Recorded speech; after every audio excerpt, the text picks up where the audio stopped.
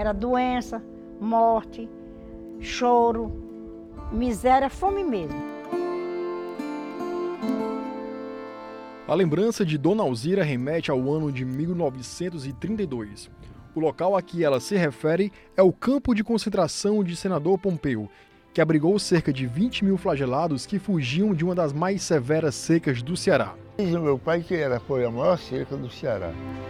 Quando essa seca castigou o estado, uma legião de sertanejos marchou rumo à capital cearense em busca de comida e trabalho. Numa tentativa de conter a migração, o governo da época criou campos de concentrações no interior do estado para abrigar os flagelados. O governo, como fazia parte de uma elite de Fortaleza, que era uma elite que naquele momento estava afrancesada, era o momento da Belle Époque, ela não queria a presença desses pobres, desses flagelados.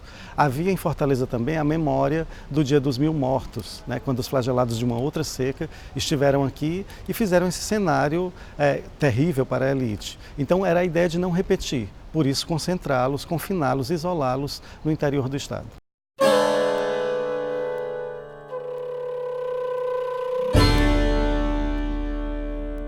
Os confinados viviam em condições sub-humanas. Eles dormiam em barracas no meio da Caatinga, em uma das regiões mais semiáridas do Ceará.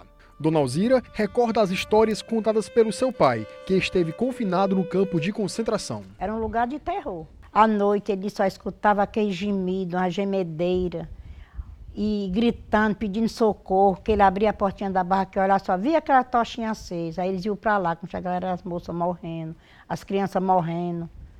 Aí botava dentro de uma rede, levava para enterrar. O campo de Patu, como ficou conhecido, é o único dos 7 que foram criados no estado que ainda mantém a estrutura em pé.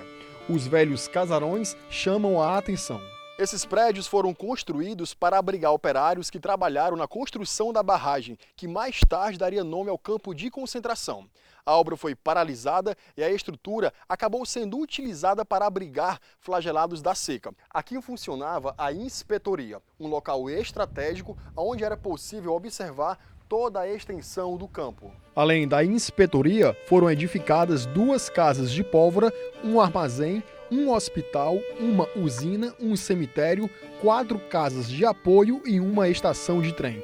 Toda essa área, com pouco mais de 9 quilômetros quadrados, forma um importante sítio histórico de Patu, que foi tombado oficialmente sábado. A cerimônia aconteceu na zona rural do município, em frente ao casarão onde, nos anos 30 do século passado, funcionou a estação de trem. A solenidade teve início com a missa campal presidida pelo bispo de Iguatu, Dom Edson de Castro Homem. E logo após, aconteceu a assinatura do tombamento. A programação contou ainda com exposição fotográfica e visita guiada para os estudantes da rede pública de ensino. Uma forma de evitar que aconteça de novo, que milhares de pessoas morram de novo, que evite todo o sofrimento, eu acho de fundamental importância que seja tombado, que seja preservado. O objetivo do tombamento é garantir a preservação do local, que virou símbolo da seca no interior do estado. Preservar sua memória é uma forma de respeitar as milhares de pessoas que morreram entre os anos de 1932 e 1933. Lembrar, né? Para não repetir o que passou para trás, né? Quem também não quer ver o passado se repetir é o aposentado José Gonçalves. Nascido em 1932, no ano em que o campo começou a confinar os flagelados, ele lembra que seu pai, que viveu na época da seca, contava que com tantas mazelas, as perdas no campo de concentração eram frequentes. Morria de 3 até 4 pessoas por dia. Os mortos no campo de concentração eram trazidos aqui, para o cemitério da barragem. Historiadores não conseguem precisar, mas estima-se que mais de 5 mil flagelados tenham sido enterrados nesse espaço. As covas eram coletivas e muitos deles foram enterrados vivos. Muitas pessoas, elas morreram, né, e foram enterradas em valas coletivas. Porém, algumas, elas desmaiavam diante da fome, né, e do quadro de saúde crítico que eles se encontravam naquele momento.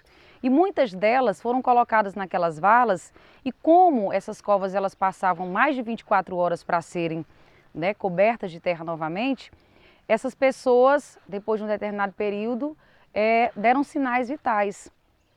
foram retiradas, mas outras não. Isso que leva realmente a crer que muitas pessoas podem sim, né, ter sido sepultadas vivas aqui no campo de concentração em Senador Pompeu, no cemitério da Barragem. Hoje o cemitério é uma espécie de local santo. Em 1982, o padre italiano Albino Donati criou a Caminhada da Seca.